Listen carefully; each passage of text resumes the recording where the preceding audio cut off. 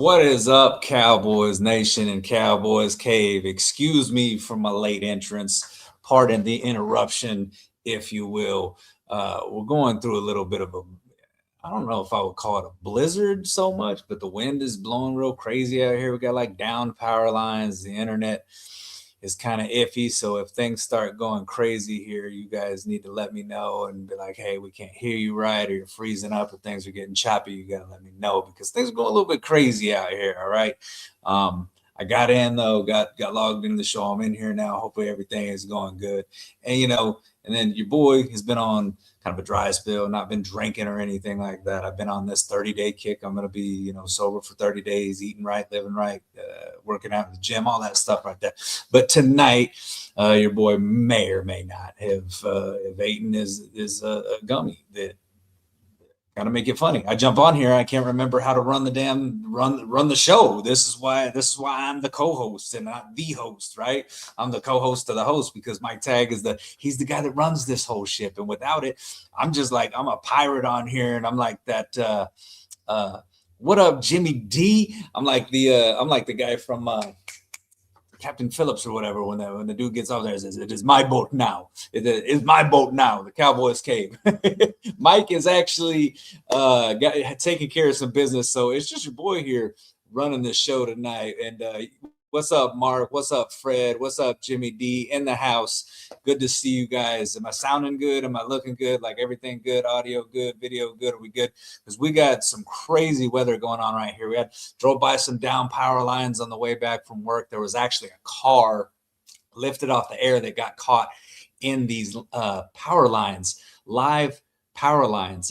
Crazy. They didn't get electrocuted. The fire department was able to get there and get them out. But man, we got some crazy weather. It started snowing right around 4:30. And here it is at 8 o'clock. It is still coming down hard. It's blowing. I probably got, I don't know, maybe I got to have at least half a foot, and it's drifting. It's blowing really hard. So there's like half a foot to foot drifts already outside, and it's just continuing to get pretty bad. So anyway, all that stuff is going on here. But here I am. I made it in to the cave to talk with you guys about some football. So first and foremost, let's talk a little bit. Let's get into what we all think about Christian Parker. Christian Parker was introduced to Cowboys Nation yesterday, had his press conference, and Jerry and Steven weren't there. And a lot of people were making a big deal of that, but I actually saw a report earlier today that Jerry and Steven actually weren't there for Eberfluss, and they actually weren't there for Dan Quinn's. They haven't actually, for any of the last four defense coordinators, they have not been there for those pressers. So I personally didn't remember that because I was thinking the same thing. I was like, man, no Jerry, no Steven, you know what I mean? Like, maybe these guys actually are moving a little bit different, but then somebody had to go and dash my hopes and say that was not exactly true. So, my early thoughts on Christian is that, I really liked him. He wasn't an over talker. He wasn't talking just to talk. Soft-spoken kind of guy, but smart, intelligent. You can see right away that the guy knows what he's talking about. You can see right away that he's a student of the game. He's a student of the game. You don't get the start that he got and climb the ranks as quick as he climbed them without being a student of the game and out being very, very just an intelligent guy. And a few of the things that jumped out at me. I mean, first of all, one of the books that he was quoting that he talked about incorporating into, the football world, The Art of War, some very smart, intelligent things that he was kind of throwing out there. Some of the things that he said about, being able to adapt to how a player learns, right? That not all players learn the same. That you got to coach to playing styles. Just what he seems like is he is a very diverse folder is what it seems like he has, because it seems like when I say student of the game, it's somebody that dives deeper than just the coaching. It's getting to know the person and the player that you're coaching so that you can best relate to that player in terms of coaching, in terms of making him better. And if you look at it, it's worked. It's worked everywhere he went. I mean, he is credited with the development of Patrick Surtain, one of the elite, if not the most elite defensive back in the NFL. Then you go into Philly and you've got Cooper DeJean and Quinyon Mitchell that he is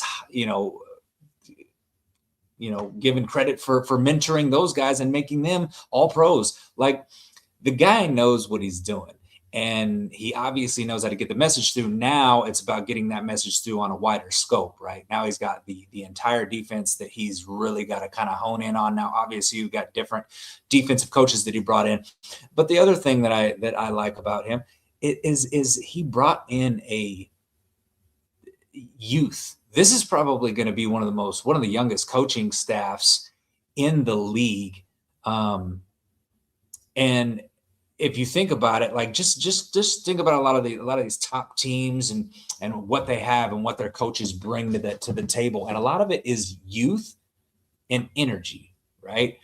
And you look around at this defensive staff, and that's what I see. I see a lot of youth, and I think that that's going to bring a lot of energy to this defense. I think that it's going to bring a lot of relatability to this defense, because these are guys that are, not to say that you have to be close in age, because I mean, we've seen it go, other ways where it's been, older coaches. I'm not saying that you can't be old to succeed, but I'm saying a lot of the NFL seems like a youth movement when it comes to a lot of these coaches. Kind of started with the Sean McVay type guy, obviously a Shanahan out in San Francisco. You see those kind of things, and a Dan Campbell in Detroit. Just young youth energy, somebody that can come in there and really shake things up, but also identify with these players. And I think that is what Christian Parker and this staff is going to bring. I love the fact that he talked about his versatility, being, sounds like we're going to be running a 3-4 defense this year.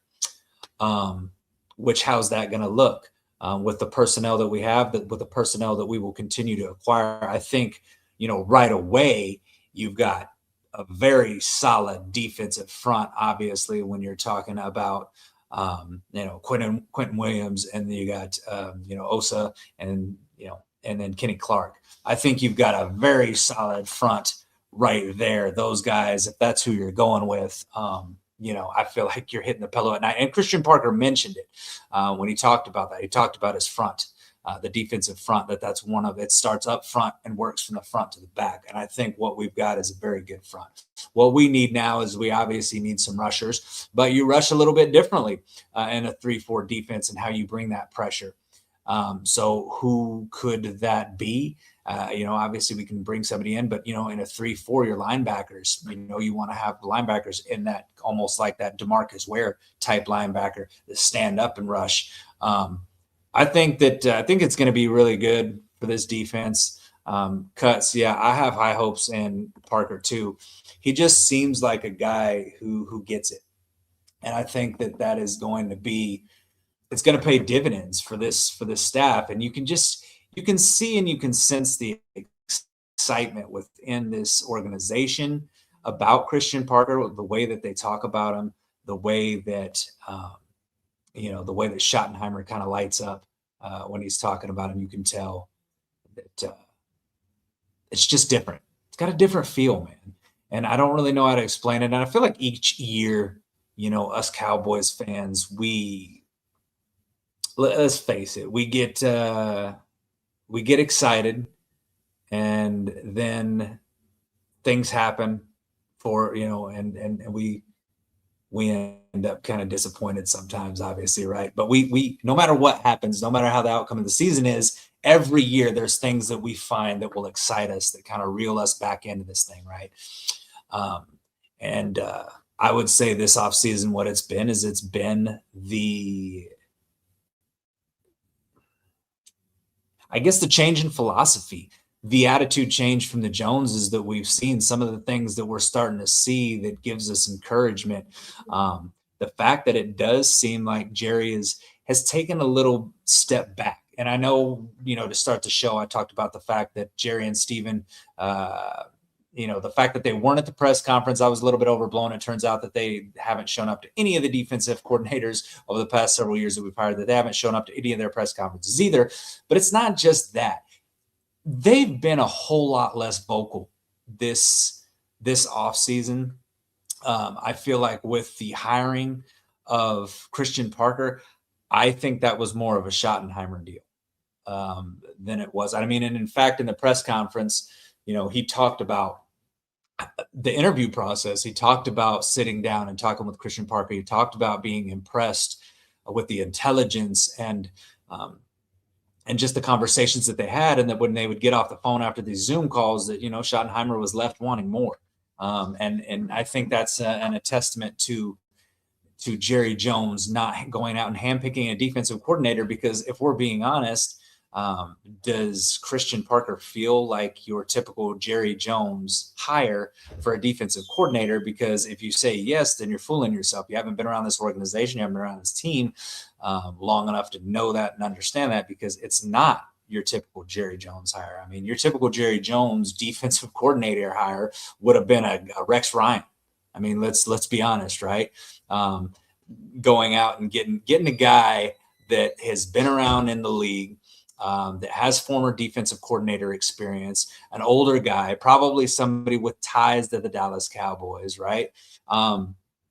This is different, you know what I mean? And I'd say that it's just, yeah. And Cuts, that's point on, man. And you guys feel free to chime in the chat and keep this thing rolling, man, because I'm doing this as a one-man show and I can't do it without you guys. So feel free to chime in on this. But Fred, I'd be remiss not to talk about the new culture, about the new way that is coming for the Dallas Cowboys. And exactly, it does. It feels different because Schottenheimer brings that different energy in, and it's a youth movement, it's a relatability movement, and it's a lot of energy. And I think that around you, any of the successful teams that you've got in the NFL, you look around and it's contagious energy. It's a winning energy. It's a competitive energy. It's energies that literally will energize your franchise, right? So I think what you have here is, I think you have that new energy in a Schottenheimer, and I think that Christian Parker is the perfect fit for it, because he's a young up-and-coming defensive coordinator. He brought in all young guys that are first, second year guys. There's not a lot of guys that have been around for a long time in this league. There's a lot of guys that have been proven in their positions and that are good guys. That I am ecstatic about some of the hires that we got. The linebacker coach from Georgia, they've got some guys that are coming from winning programs, proven programs, guys that their position groups are raved about as being some of the best in their perspective, leagues, divisions, whatever that may be. And I just love it, man. It's an outside the box hire. And let's just face it, man. And I'm not going to sit here and make this thing at all about race, but we're going to be having our, eyes closed if we don't mention that Christian Parker also is the first Black coordinator from any conference, or, any side of the ball, not conference, any side of the ball, defensive coordinator or offensive coordinator. He is the first coordinator that the Dallas Cowboys have, young African-American. I mean, again, not trying to make this about race, but let's just say it's different than how the Cowboys have moved through the history of time. You'd be blind not to see that. So I just think that it just shows that there's a bit of a shift with the Dallas Cowboys, right, this year. It's a bit of a shift in the way and the thinking, in the youth, in the energy. And it started with the hire of Schottenheimer. And that's when it all started. It kind of started there, and you started seeing some different things by Jerry, and some different ways that Jerry moved. Jerry went out and made a trade and a big trade in grabbing a guy like George Pickens. He moved on from a Micah Parsons, where in past we probably would have made Micah Parsons the highest paid defensive player in NFL history, but we didn't. We moved on from him, and we decided we're going to get some draft picks. Boom, we trade and we get a George Pickens. Then later in the year, defensive line struggling, they make a trade away a premium draft pick to get a Quinn Williams from, the New York Jets to bolster that defensive line. Two big trades in 1 year, not just one trade, two big trades in 1 year, not your typical Jerry fashion moves. So yes, moving outside the box, going outside the box, whether it be with the Christian Parker hire, whether it be with the promoting Schottenheimer and deciding to give him a chance, the trades that he made, all those different things have been different about this Dallas Cowboys team. And it feels very positive to me. It just feels like it's moving in the right direction. I don't know how to put my finger on it, but I can tell you that I can feel I'm great at reading energies and the way teams start to transition and when they're being built in a winning fashion. So, and I'm not going to sit here and brag on it, but I'm just going to throw things back to Texas Tech.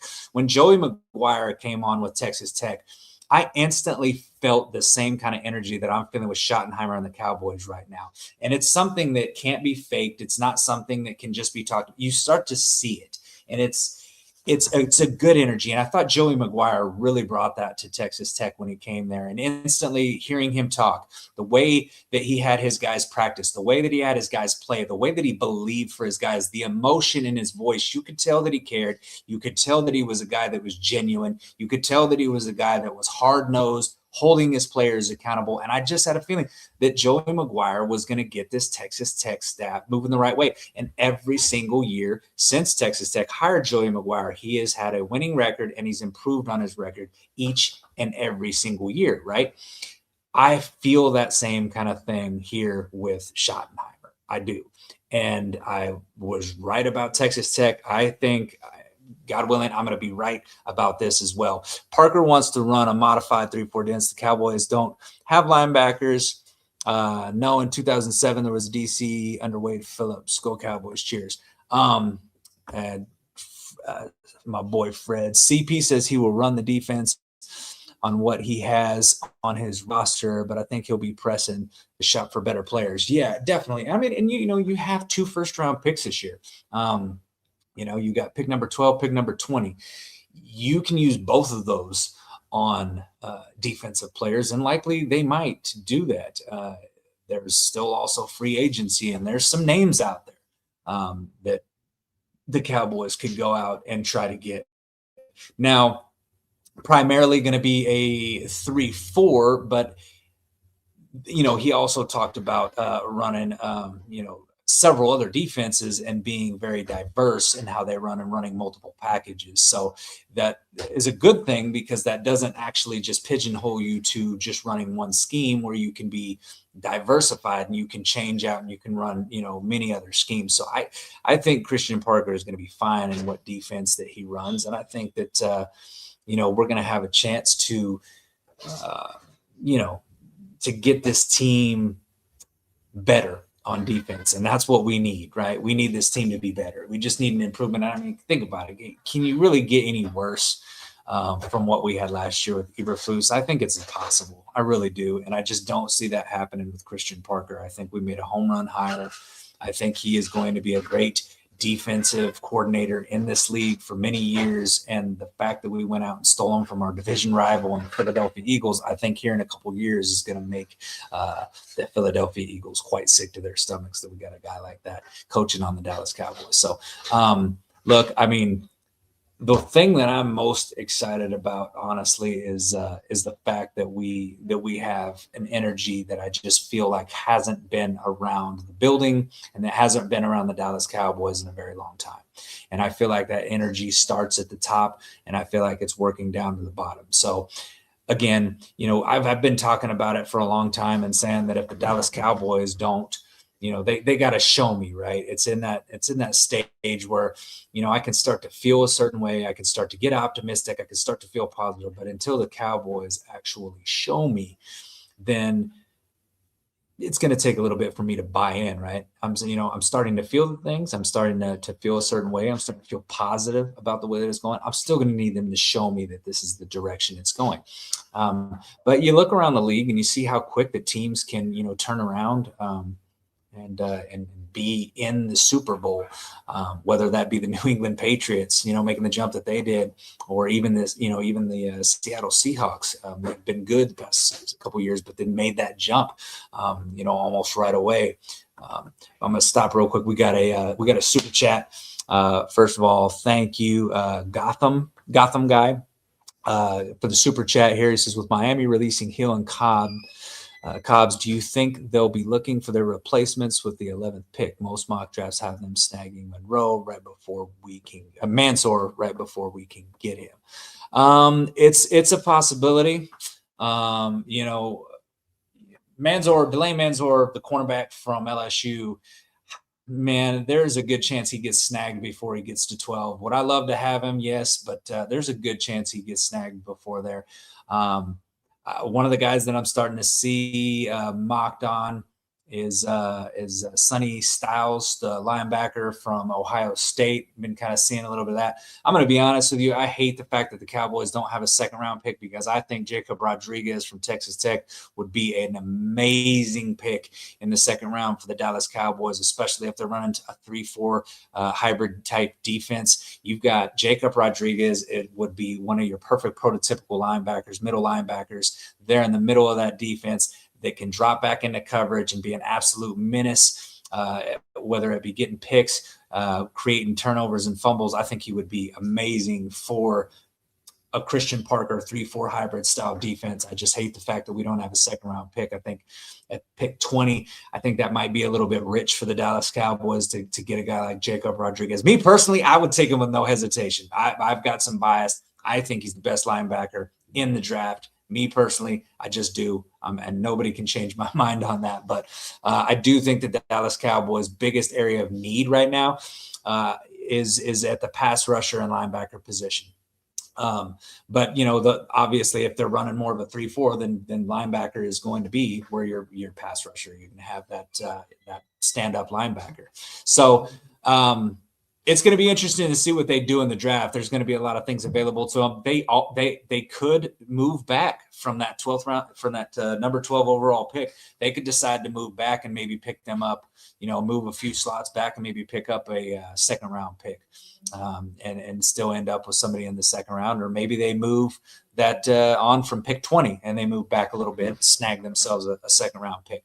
There's going to be a lot of options for them, but it'll be interesting. But from the sounds of it and from the looks of it, sounds like that Jerry Jones is going to let his boys. I mean, obviously, I'm sure he's going to have some say in it. Not obviously, I'm sure Will McClay is going to do his thing because he's been, doing that for so long. It's going to be a collaborative effort, but it sounds like, that they're going to let Christian Parker, go out and grab the ingredients. If you're going to ask a chef to prepare a 5-star dinner, you don't provide the man with ramen noodles and boiled eggs. You give that man your Amex Black Card and you let him go shopping.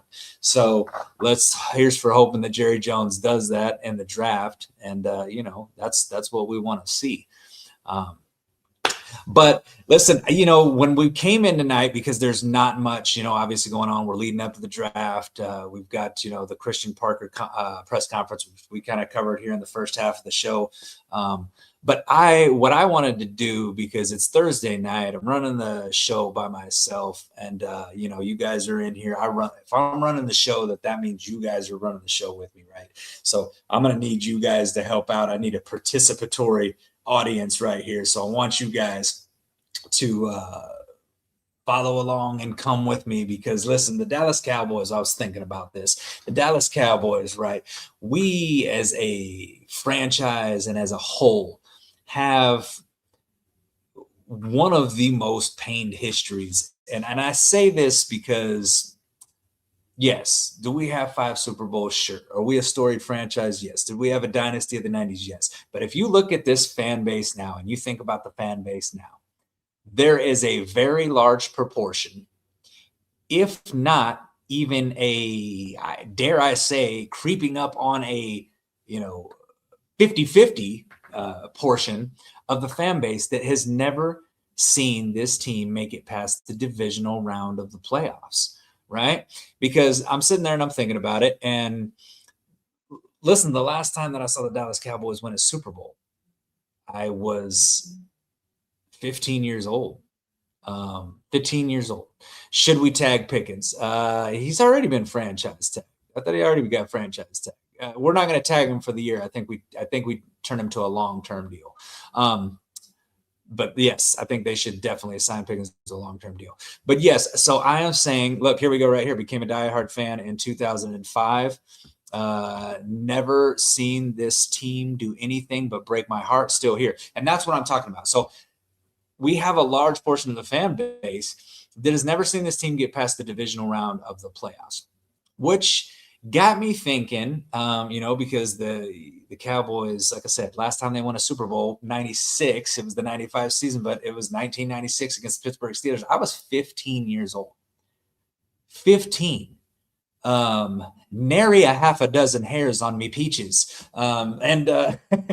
So I'm just saying, it's been a long goddamn time. Like, I couldn't have a legal drink to celebrate. And, I would have had a drink at 15 years old because that's kind of how I was, I think I was drinking when I was like 12, 13 years old. I was a bad little kid. But at the time I was 15, I actually watched it from like a juvenile detention facility. Tag must be used by March 3rd. There is no rush, but I would prefer to not get a deal before. No, maybe they haven't. I thought they said that they had intended to use the franchise tag on George Pickens. I saw an article on that. So I'm thinking they intend to use the franchise. I think you tag him. You're going to have to tag Pickens. You tag him. That doesn't mean anything. You can still move on. You can still get a deal done later. I think you tag Pickens and then get a deal done. But just back to how long it's been since the Cowboys have won this Super Bowl and all the heartbreak that we've went through. What I wanted to do tonight was I wanted to rank the top five biggest heartbreak fans for us Dallas Cowboys fans since the last time that we won a Super Bowl. So obviously since 1995, the 96, 95 season, there's been games, playoff games that the Cowboys have gotten into. And I want to know what you guys think is the top five biggest heartbreaks for the Dallas Cowboys fans. Because listen, I've gone out many times. I go out to the bar. I like talking football. I will often get talking Cowboys football. And I tell people all the time, I say, I don't know that there's a more tortured franchise right now than the Dallas Cowboys fans. I don't think that there is a fan base out there that wants a Super Bowl more than the Dallas Cowboys fans. I don't think that there is a fan base out there more loyal than the Dallas Cowboys fans who have had their hearts ripped out of their chests more than the Dallas Cowboys fan base, who have been through more misery, who have had more seasons where it felt like this was the year. And only to have that be ripped away from us so cruelly by the football gods, that I just feel like that you gotta rank these top five biggest heartbreaks for the Dallas Cowboys fan base in the last 30 years since the Dallas Cowboys last won a Super Bowl. So I wanted to personally go through mine, kind of one at a time here, because I feel like there are some key signature moments that have done it, and I'm going to work myself up to number one. But the first one that I have is I'm going to go ahead and say, no, this is number five. We're going to start at five and go and work our way up to number. So number five, I'm going to go back to the 2006 season, the wild card. You've got the Tony Romo game against the Seattle Seahawks. Dallas Cowboys lose that game 21-20. Tony Romo, young, first-time starter, playing in a hostile environment, one of the loudest environments. I mean, Seattle is just, it's nuts there. It's the weather is poor, but Romo gets this team in field goal range. And since Romo had previously been the backup, he was the holder. Bill Parcells, I know to this day, regrets having Tony Romo in there. Holding the ball was the pressure. Too big was the ball. Too wet, because it's funny, they changed the rules after that, and they would have used a dry ball in that situation. There's different balls for kicking the field goals, all that stuff. They've changed a lot of things since that game. But Tony Romo, the holder, the bobbled snap, takes off running, and for a split second as I'm watching this, I'm thinking he has enough to get in the end zone, but is tackled just short. The Dallas Cowboys lose that game 21-20. And you're sitting there thinking when that happens, it's a first playoff game for Tony Romo. You're thinking he's going to have so many more, and that eventually he is going to be a quarterback that's going to win a Super Bowl for the Dallas Cowboys. I think a lot of the fan base felt that way about Tony Romo. I know I did. Just such a great start. He was an exciting quarterback. He was a guy that would make dazzling plays. And then make you want to beat your fist into a wall, because he'd make some pretty stupid plays sometimes too, right? But that, for me, that's number 5 for me. I'd be curious to see if anybody has anything different there as far as that goes, and if they agree with that. The next one is actually going to go up. Would be the very next year. Parcells' second year coaching there with the Dallas Cowboys, and the Cowboys play. They've got a divisional game, 2007 season.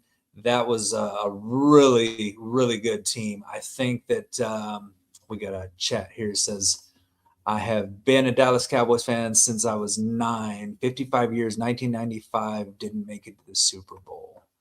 Wow, that is a 9. That's a long time. That's a long time to be a Cowboys fan, and that's a lot of heartbreak, man. We have seen, boy, have we seen some heartbreak. But back to the number 4. It's that 2007 season. Tony Romo ends that game and throws a interception to end that game. 9 seconds left remaining, but a lot of people will talk about the Patrick Creighton drop on 3rd down in that if he catches that, likely it's a walk-in touchdown. The Cowboys win that game. It was the year the Cowboys won, I think we won 13 games that year, 13-3 in 2007. It was the infamous Cabo year where Jason Witten, Tony Romo go down to Cabo. Tony Romo is with Jessica Simpson. And they're down in Cabo. There's pictures of them that surface up. And we had a first round bye that year, 13-3, won the NFC East first round bye. I think we had 13. Again, I think we had 13. It might have been 11 or 13. It was a lot. There was a lot of Pro Bowl players. In fact, in the chat here, I just was wondering, how many Pro Bowlers did we have that year? If somebody can look that up for me real quick and post it in the chat. 2007. How many Pro Bowlers did the Dallas Cowboys have that year? I want to say it was 11 Pro Bowlers that year, because I want to say it was the most Pro Bowlers we've ever had. It was either 11 or 13. One of those numbers sticking out. Anyway, I'm going to answer a question real quick. Just started listening just now. Were you surprised when Parker said we'd be a base 3-4? No, I wasn't necessarily surprised with it. I think when you look at our defensive front, and I think if you look at the combination of Osa, Kenny Clark, and Quinn Williams, I think that it could make sense. And I'm excited to see the way that they go with it. Now, I think we're going to have to get stronger at linebacker. You're going to have an off-the-ball linebacker, a guy that's, a stand-up pass rusher, more along the lines of like a DeMarcus Ware type. So I'm curious to see where we'll be in that. Michael Burke, 13 Pro Bowlers, 13 by cuts. Thanks, guys. That's what I thought. I knew 2007 was, Jason Witten, Tony Romo, did we have Terrell? Was Terrell Owens? There was a lot of guys on that team. DeMarcus Ware was on there. There was there was so much talent on that team. It's amazing that we lost that game anyway, but that goes as my number 4, because there was just, that team seemed so talented. And, when you're a fan of the Cowboys, then you see them win a bunch of games and have a great season like that, only to go down and lose that game when you just feel like you were so much better. You were playing at home. I had to pull this roster up real quick because I needed to see some of the names on it. Yeah, that was the Marion Barber Gosh, wasn't he was a beast for a little bit of time. Miles Austin, who Tony Romo really just made Miles Austin's career. Flozell Adams, Quincy Carter. No, Quincy Carter. Was Quincy still on that team? He wasn't on that team.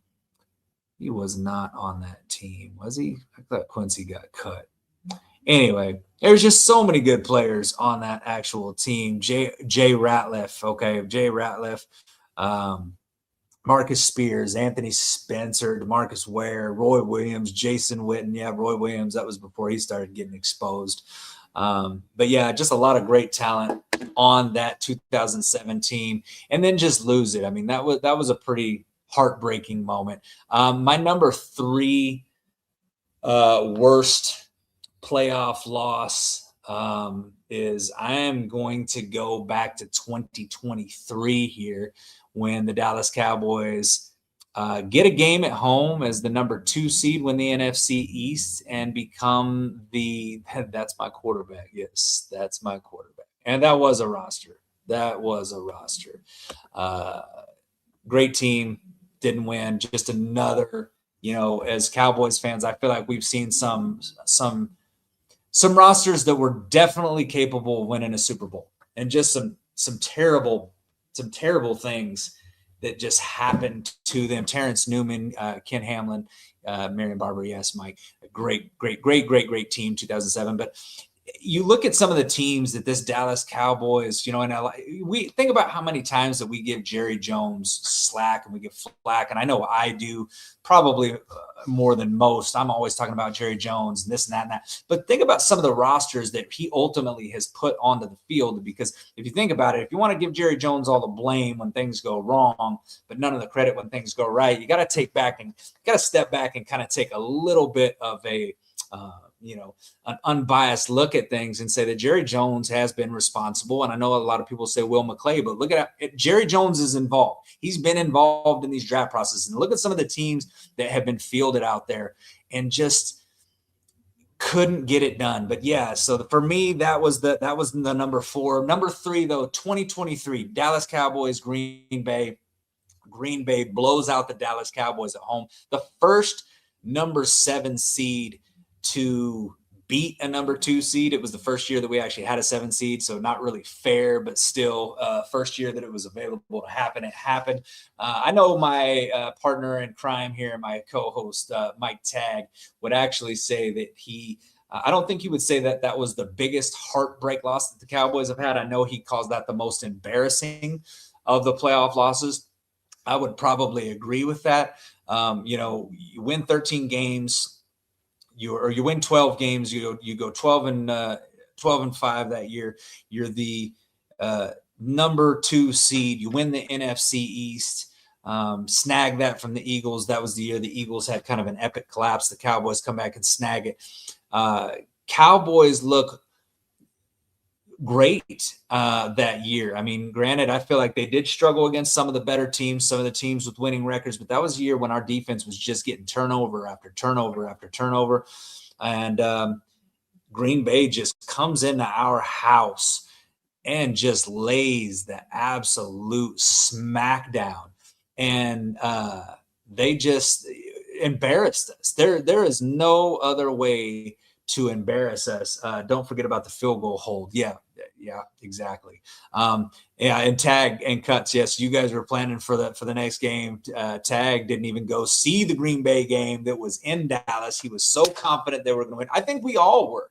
We all were. You think about, and that's why I put that as number 3, the third worst loss, because it was an absolute gut punch. It was an uppercut to the solar plexus for Dallas Cowboys fans, because we're sitting here thinking, damn, we got ourselves a team. Dak Prescott's out there balling. We've got CeeDee Lamb out there having a great season. We've got, turnover after turnover after turnover. This defense seemed to be cooking.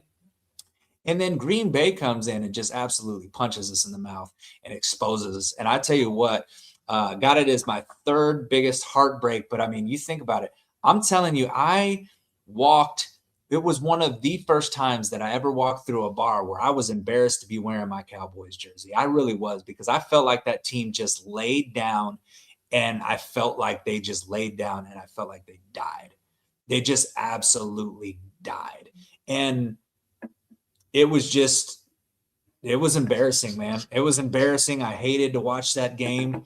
I didn't have anything to say, man, after that game. I was furious. I was mad at the lack of talent, or not the lack of talent, but the lack of effort in that game. That was the game when DeMarcus, Lawrence went on to say that he was tired. Exactly, cuts right on time. They were tired. Just an embarrassing performance, because you felt like you heard Green Bay after, you heard them when they came in and said, let's punch these front runners in the mouth. And they did exactly that. And the Dallas Cowboys just proceeded to let themselves get curb stomped. Dak Prescott had a terrible game. Defense had a terrible game. It was terrible. Cowboys players throwing a victory party. You had a party. Sam Williams and Kevontae Turpin had a party planned after this Green Bay game. Like, we walked into this game thinking Green Bay's going to walk in here, lay down, and die. And what'd they do? They walked in, they kicked in the front door, they stole our big screen TV, they drank our beer, they grabbed our PlayStation 5 and our woman and walked out the damn door, and the Dallas Cowboys didn't do a goddamn thing about it. It was a terrible loss. It was a demoralizing loss. And it was one of them ones that, honestly, I think put a nail in Mike McCarthy's coffin. Now, granted, they came back and they ran it back another year with him, but I think the writing was on the wall, man. I think it was an identity of the team. You cannot be a head coach and come in and have your team be that ill coached, that ill prepared, and just look that terrible on the field at home. At home. It was a terrible, terrible, terrible loss. Number two, a second biggest gut punch of a playoff game, 2016, roll the film, 2006. I agree. McCarthy should have been fired after that game. I would have packed his shit. I wouldn't have even bubble wrapped it. I would have, his ass, the door code would have been changed out. I thought we missed an opportunity when we did not fire McCarthy in 23. I would have done it. Yes, undefeated at home, undefeated for long. Would have fired McCarthy's ass. Fired his ass. I hated it that we didn't do that. I was outraged that the Cowboys didn't fire McCarthy after that season. After that loss, Fred says, after that loss, wifey told me you ain't buying season tickets, right? No response. Hey, listen, we're like that bitter, abused spouse. We're always ready to come back and be hurt again the next year. Prayers up. So moving on, though, to number two, the second biggest, 2016, Dak Prescott's rookie season. The reason why I put that one at number two, and I know a lot of people will say, man, what are you talking about? How could that be the second? Because you've got a young rookie quarterback, you've got a rookie running back in Ezekiel Elliott. Well, that's why. That's one of the reasons why. Because we had seen Tony Romo's body start to falter, right? We had seen Tony Romo start to not decline in terms of his knowledge on the field, not in any terms like that. I would say we saw Tony Romo had taken his game to another level, but his body failed. And in comes this rookie who, in a preseason game in Seattle, comes in and just looks amazing. Just absolutely looks amazing. He was a guy who hadn't really blown anybody away in practice just yet. Because he wasn't great in practice. But when you put the pressure on and he stepped into that game, Dak Prescott immediately as a rookie was one of the most poised rookies that I have seen in a very long time. One of the most poised rookies. Then you've got Ezekiel Elliott just running roughshod over people. That game against Seattle, it was a preseason game, goes right in the middle, goes looking for Cam Chancellor. Lights his ass up right in the middle. Sends a message. It sends a message right then and right there. Dallas Cowboys that year, an amazing season. What was it? It was 13 games. Was it 13 games? I believe they were 13-3 that year. But you just look at the totality of the season. They beat Green Bay that year, right? They beat Green Bay, and you're sitting there thinking, hell yeah. Green Bay after the 2014 playoff upset, you look at that and you're thinking, here we go, baby. The Dallas Cowboys, they are kicking ass. They've got 2 young rookies that are just taking the actual NFL by storm. It was one of the funner seasons that I've had. And listen, this is a debate. I see it going in here. I see, the Dak played great, but Romo would have won it. Had he had primes. That is a great debate. I don't know that we're going to have time to do that tonight because we could go running down a rabbit hole of that. But I think that that's absolutely a debate because I think Romo and was at another level at that point in terms of reading defenses. That last drive he got that 2016 season against the Philadelphia Eagles where he just goes right down the field. And I think it was like a 10-play drive and a touchdown. Romo did that with ease. He did that with ease, man. And there's a lot of people that are like, yeah, if we would have got Romo. The thing about that is, and here's where I don't know, and I don't know that I necessarily agree, is that, okay, Dak Prescott got us in a little bit of a hole early on in that Green Bay game, but he also dug us out of that hole and put us in position to go and win that game. But Aaron Rodgers comes back. And what was that? A third and 13, third and 16. You guys have to look that up in the chat and remind me. It was 3rd and long.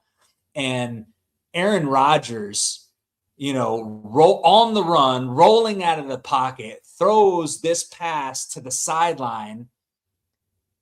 And how this was allowed to be caught and converted for a first down to get Green Bay into field goal range is beyond me. And that had nothing to do with Tony Romo. That was our defense all day long. Now, would Tony Romo maybe score a few more points to maybe where we're not in that situation and maybe we don't? That's a whole nother discussion. And it's obviously it's a hypothetical situation. We'll never know, right? We could argue that all day. We'll never know. What we do know is that Dak Prescott played pretty damn well that day. He went step for step with Aaron Rodgers. He played a pretty damn good game. I don't think you can look back at that game and say that was a Dak Prescott game. We got to put that one on him. You put that on our defense. You cannot allow Aaron Rodgers to do what he did in that moment.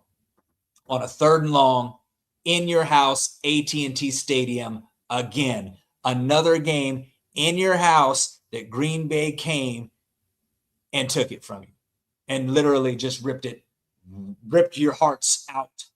Came in through the back door, grabbed the heart, twisted it around and pulled it right back out, threw it on the floor, and we had to watch it a couple more beats before that son of a bitch died and the field goal just nailed the field goal. Actually, it was kind of right on the inside. I was hoping he was going to miss that, but still, think about that season, though. What's up, Ronnie? Ronnie Villegas in the chat. What's going on, big Ronnie? Long time no see, buddy. But you think about that. What a fun season that was, though. The Dak and the Zeke connection. You saw that friendship. You saw that bond. You saw the talent. You just saw the composed season from Dak Prescott. I think it was 23 touchdown season with, I think, 4 interceptions. Great season by Dak Prescott that year. For a rookie, it was just a great season, man. And you saw the talent of Ezekiel Elliott and you saw the talent of this offensive line. And you just thought that this team was going somewhere. And I understand, Mike had pointed it out in the chat earlier. And Mike said, that no rookie quarterbacks ever led a team to the Super Bowl. And you were correct, but you know what? One of these times it's going to happen. And with how composed Dak Prescott was, I thought to myself, he was the guy that could have done it because I was sitting there thinking about it. He didn't really need to do a whole lot because he did have Ezekiel Elliott. And Dak Prescott did not make a lot of mistakes that 2016 year as a rookie. He seemingly made all the right plays. It was very rare to find Dak Prescott putting us into some bad situations. Dak Prescott was a very poised rookie. It was just such a fun season. Won 13 games, and it ultimately ended up, you fell short, you're hurt, and you come away defeated. Ronnie asked if I'm ready for some shots. Man, I'm ready for some shots come the season. Listen, I got 2.5, about So this weekend and then 2 more weekends before my alcohol-free spell is up, and then I'm back on the and then I'll be able to drink again. So am I ready for some shots? Absolutely. But not right now at the moment. But Ezekiel Elliott was running over folks. Exactly. That 2016 season was such a fun. It was a fun season. And I really thought that we were going to win. I thought this team had the capability of getting us to the Super Bowl. I really did. I don't know how they would have done it, but I just did. I felt like that they were going to be there, man. What's going on, big dog? How you doing? Yeah, I don't know, man. And then the number one, you guys can probably all guess it, but you've got the number one biggest heartbreak loss that the Dallas Cowboys will ever have.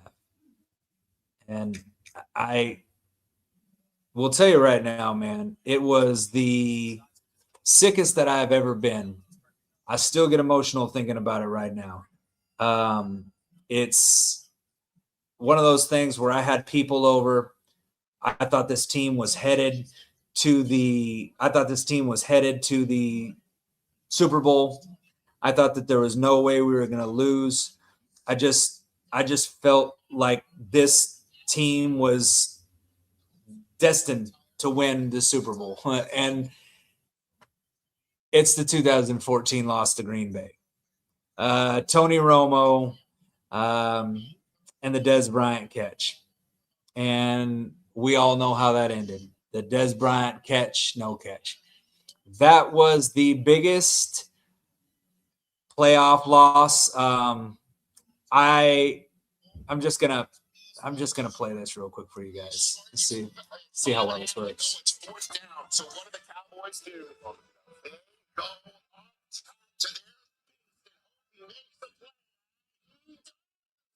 it's ruled a touchdown down at the 1.5-yard line for the Dallas Cowboys. Mike McCarthy's going to challenge it, and Brian goes down to the ground. That's a catch! Going to the ground by rule, he must hold on to it throughout the entire process of contact. That's a catch!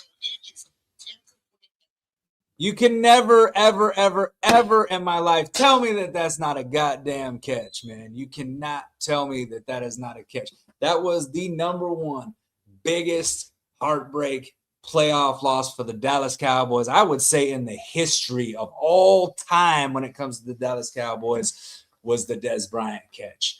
There in no world was that not a catch. Dean Blandino himself talks about the fact that was grab the ball, make a football move, moved it to the other hand, took a couple of steps, dove forward, extended the ball out. The ground cannot cause a fumble. He had possession through the entire catch. 4th and 2, called an incomplete pass. The heartbreak on Dez Bryant's face, man. Always, Dez. Always throw that X. Always throw up the X. And now, after it's all said and done, now that would be considered a catch by literal law in the NFL. They had to draw that shit out in crayon. But we all know that was a catch at the time. It's a catch now. Should have been a catch through any time in history, except when the Dallas Cowboys were playing the Green Bay Packers in a divisional round game. And you can't tell me the Dallas Cowboys were not going to be Super Bowl bound had they won that game. Because I do. And I remember that I had people over. I probably had 10 people over at my house for that game. And I am not one of them guys that's going to punch my TV. I'm not one of those guys that's going to throw something through my TV. But I will tell you, I'm a very emotional person when I'm watching my Cowboys. And I'm telling you, man, I had no words, man. I got up. I walked outside. Everybody knew just to leave me alone for a little bit.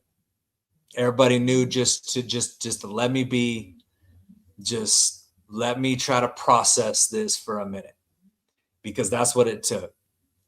And man, I was outside and I literally was physically sick to my stomach. I didn't want to drink no more. I left my beer inside. I didn't want no more beer. I didn't want to talk to nobody. I don't want to eat no food. I don't want to put anything away. I just wanted to go and lay down in my bed and just forget about it all, man. Just forget about it all. Bro, I remember the catch in 1981. That was heartbreaking. Danny White never won the big one for the Cowboys. Now, see, that's before my time. I never saw that, so I can't speak to it. The criteria for my top 5 that I had was since the last time the Cowboys won the Super Bowl. So that was my criteria. It's not top 5 all time, top 5 of the last 30 years. And that's just letting you know that, in the last 30 years, how close the Cowboys have come to getting past that divisional round, right? Because there's been a few times that the Cowboys have been very close and just some really bad breaks. Whether, the DeMarco Murray fumble earlier in the game, if that doesn't happen, then the Dez catch doesn't even happen. So there was a couple of big things that happened in that game that really swung that in Green Bay's favor. But man, I was just inconsolable for that game, man. I had I had my buddy come out and he's like, it happens, man. You guys we'll come back. We'll get them next year, and I remember saying, I was like, I don't want to wait for next year. I'm fucking tired of saying next year. I was angry, man. I was emotional. So yeah, that just will go down for me in my lifetime. That is that's the biggest gut punch. That's the biggest gut punch game right there. Was 2014, loss to Green Bay, the Dez Bryant catch, no catch. I'll text you a picture of me that Rhea took of me from the Dez catch. Man, I'm glad nobody got a picture of me, man. Oh gosh, I know that song.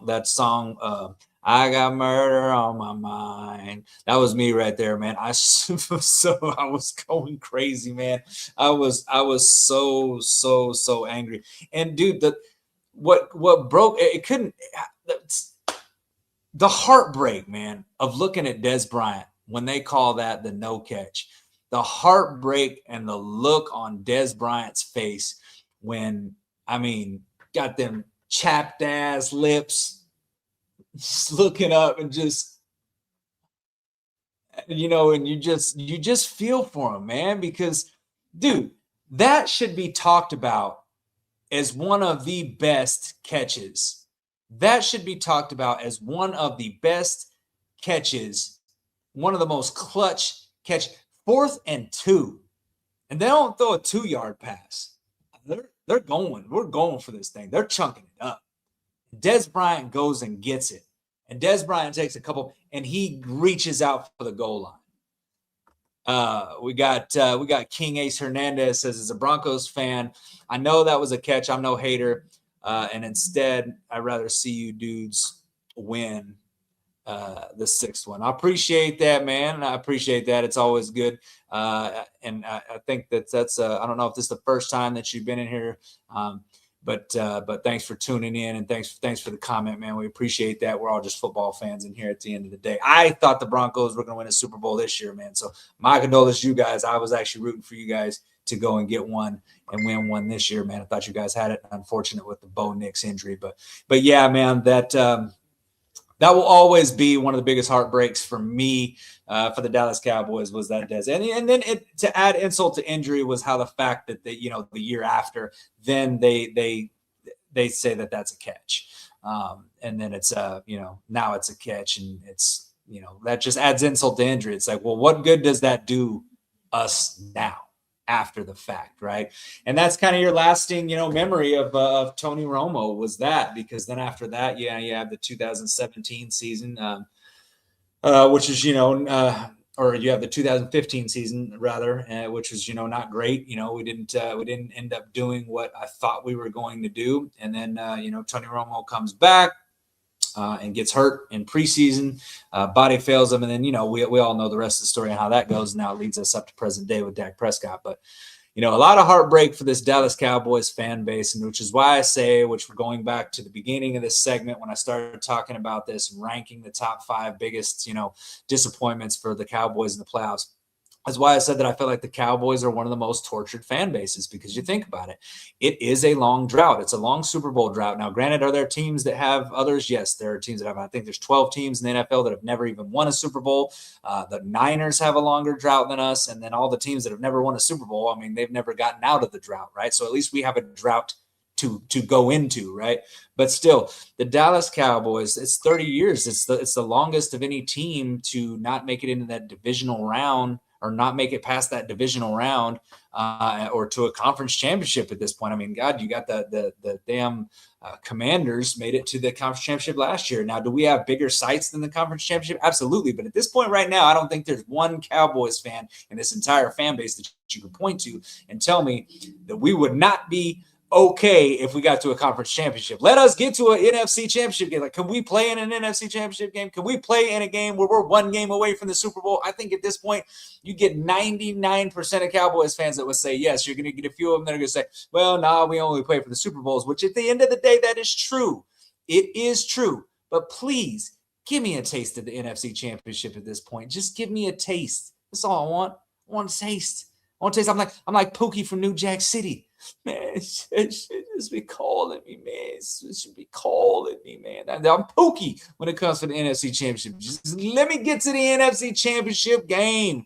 I want to get there, man. And I want to win another Super Bowl. Do I want to win another Super Bowl? Absolutely, man. But show me some progress. Give me to an NFC Championship game and give us a shot, damn it. But listen, if you think I was emotional in a divisional round loss in 2014 and going to 2016, if you think that those 2016 was a wild card, but either way, if you don't think I was emotional in those, just imagine how I would be in a NFC, in a championship game for the NFC. Think how emotional I would be should we lose that. Think how emotional I'd be should we lose that. I mean, oh my God. Honorable mention the NFC Championship in '94, and yes, I would say that too. But again, Calvin, so what my criteria was going into this was top 5 worst playoff losses, biggest playoff punches in the guts since the last time we won a Super Bowl. But yes, the NFC Championship game in '94, absolutely a heartbreaker. But yeah, when it comes to the list and the criteria was the 5 biggest playoff upsets, biggest gut punches since the last time we won a Super Bowl in the 95 season back in 1996 against the Steelers. That being said, though, Cowboys Nation, I'm going to circle back to what we kind of started on in the beginning. That being said, so it's been 30 years, right? It's been 30 years. And we just knocked down, and there's a couple more playoff losses in there that we could probably incorporate in there, and we could go back about the order of them and all that stuff. I think everybody would believe in the last 30 years, 2014, the biggest. But we have had some painstaking losses. We have had our hearts ripped out, stomped on, grinded into the ground. And now we've got a youthful staff. We've got a youthful staff. We've got a new energy. We've got the Dallas Cowboys and Jerry Jones moving a little bit different, giving us a little bit of optimism, right? So right when you think that they've got us, they pull us right back in, that old thing, right? But here we are, man. We've got a chance to do something. We've got a chance to take this team and really elevate us and really elevate this team and get people to start taking us seriously, right? And you've got the right coaches in place. I believe you've got the right coach in Schottenheimer. I believe we got the right guy in Christian Parker. I believe that we got the right guy we've got the right guys in this locker room. I absolutely do. And SoCal, yeah, I remember our bet, man. I think I remember our bet. You might have to remind me, but I'm good for it. I'm good for it. I prefer to pay my bets in person. So, I mean, I got you at the Cowboys Cave tailgate, since that's the spot that you go to. But if you want it now, obviously we can talk about this. Send me a DM and I got you. I don't forget bets, and I pay him. Jay Tuck, me and him actually made a bet, and I made him the same deal. I said, I know I ain't paid up yet. I'm telling you, you send me the details in the thing. I remember, was it 50 and 50 or something like that? Anyway, I had J Tuck for $200 and I paid J Tuck his 200 at the tailgate. I prefer to do it at the tailgate in person, just kind of like me and you settled up or whatever. But again, talk to me in DMs. You know I'm good for it. I'm never going to welch on a bet. Thank you for not taking my bet offer. Yeah. I'll slow play it 50. I've slow played it 50 and 50. That's what I thought. So it's 100. So yeah, no. And I'm good. I got you. And I'll give you a crisp $100 bill if you want it before then, because obviously the season's a little bit of ways away. But me and Tuck, we made the same kind of bet and I had to pay him up at the season. But I digress. So Kyle, get at me in the DMs and we'll talk about it. Anyway, I got I think that we got the right guys in the locker room now. And I think that gives us some direction. And I'm looking forward to this Cowboys team building upon some of the heartache that we've had that has, given us a foundation of disappointment, right?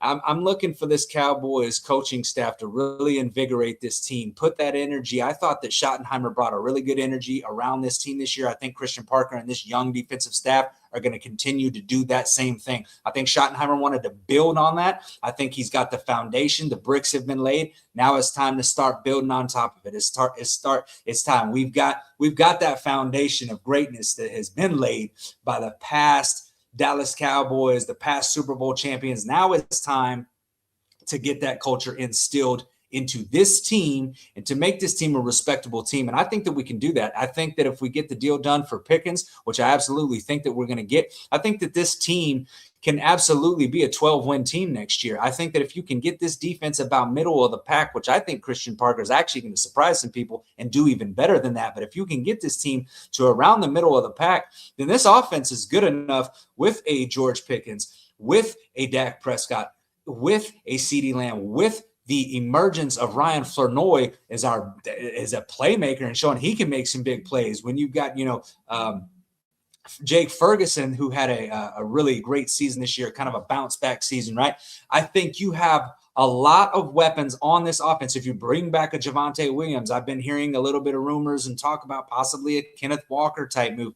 If you've got that kind of pop, we have the pop on our offense right now. We just need this defense to kind of come around. And I think things are starting to come that way. I think Schottenheimer wanted Christian Parker. I think he was allowed a big say in that. And I think that that is going to pay dividends because I think Christian Parker is an absolutely very, very smart man, a student of this game. And I think it's going to be great for the Dallas Cowboys. So this all boils back to me from the start to the finish to the upsets, and all of our talk kind of circles back to the point of optimism. I am optimistic about this team, and they are starting to give me hope and give me new life. Now, I know that it feels like every year they do this, but what are you supposed to do? Are you supposed to ignore the good things that you see? Are you supposed to ignore the fact that you feel like the Cowboys are moving outside of the box and making moves that they don't typically make? No, you're not going to ignore that. You're going to do what you do, and you are going to criticize the bad, but take in the good, man. Don't let the bad, don't let the heartbreak, don't let that stuff affect you as a Cowboys fan, because the bottom line is that's what the haters want. That's why they're out there talking smack. That's why they're always watching Cowboys games, hoping that we lose, because they want to have something to say on Sunday. They want to have something to say at the end of the day on Sunday. They want to have something to say on Monday. They want to have something to say on Tuesday after we play on a Monday night game. They always want to have something to say about us, because they know about our loyalty. They know how we ride. They know how passionate we are as a fan base. So don't let the haters chip away at you. Don't let them take your optimism out of this sport, because that's what makes it so fun, is the passion and how you feel about this team every single year, despite the heartbreak, despite the upsets, despite the drought, despite the 30 years of having no Super Bowl, despite Stephen A. Smith making a goddamn segment on his show dedicated to the Cowboys, despite every single ESPN, Fox Sports 1, all these corny ass knockoff shows, despite all of them talking about the Dallas Cowboys and leading off with the Dallas Cowboys every single goddamn Monday morning after the Cowboys play. When the Cowboys have a 4 or 5 win season, they still talking about the Dallas Cowboys. We are the most talked about damn franchise because we are the brand. Period. I'm sorry. I got on a little emotional tangent there. And sometimes, look, my daddy was a preacher, and sometimes the preacher comes out of me, and I just felt like having a little bit of a gospel moment right here for the Cowboys fans, because sometimes I feel like some of you guys hang your heads a little bit too much, and some of y'all let these haters wear on you a little bit too much, and some of y'all let the haters and the negative comments and stuff, it starts to tear you down, and it starts to demoralize at your soul to the point of where you can't recognize optimism, to where you can't get excited for the next season because you're sitting there worried about what the past. And I'm going to take a little goddamn moment from Jelly Roll where he's talking about the rear view mirror is smaller than the windshield, because what you should be looking at is what's in front of you and not what's behind you. And that's what it comes when it comes to this Dallas Cowboys team. Look at what is in front of us. And right now, what is in front of us is optimism, is youth, is energy, is a new invigorated team, a new invigorated coaching staff to get this team and put some foot to ass, some accountability. I love it. I love it. I'm excited. I'm bought in, guys. I'm bought in. Either that or the gummy just kicked in at the right moment. I'm not sure. But Dallas Cowboys fans, Dallas Cowboys Nation, Cowboys K, I'm glad you guys came in here to chop things up with me tonight. I appreciate you letting me come in, run the show, be a part of this thing with me in the chat. If you're new to the show, you like what you saw, please like, subscribe, hit the bell. We've got like 50, I think it's 5,500, 5,600 subscribers now. This is really taking off from a grassroots thing. I'm truly thankful to be a part of this show, to be a part of this community and the Cowboys Nation. And I love all you guys, man. I truly do, man. I love meeting Cowboys fans from across the nation, the globe. Frankie that comes overseas, man, gosh, he's great. All the brothers that basically I made cuts, Mike, Mark.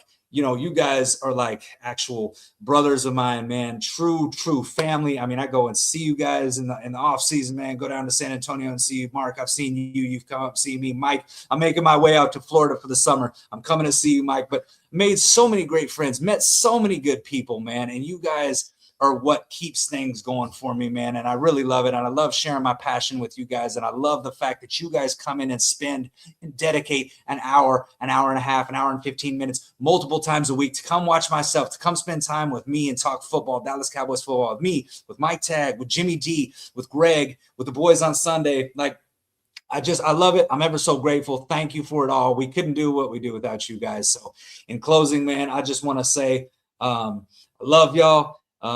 Thanks for tuning in. Thanks for being a great part of Dallas Cowboys Nation, the best fan base in the entire world. And listen, man, we're going to get this thing rolling in 2026, man. And you know what? They say that every year we're always talking about this our year. Well, guess what? Why not? This is our goddamn year, baby. This is our year. This is the year that we can turn things around. Because if not us, then who? Right? If not us, then who? That's the attitude we should always have as Cowboys fans. If not us, then who? What are we going to do? We're going to go into the season saying that somebody else is going to get it. If somebody else is going to say, this is going to be who? This is us. This is us, man. This is us. This is our team. We the brand. So I love you guys, man. Peace out. I'm sure Mike Tagg will be back. I'm not sure if he's doing a show on Sunday or not, but man, we'll be back next week on Thursday, me and Mike both. And man, I love you guys. Y'all have a good night. And man, we'll talk to y'all again soon. How about them Cowboys?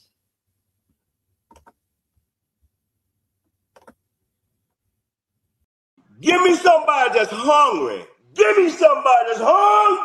I need somebody.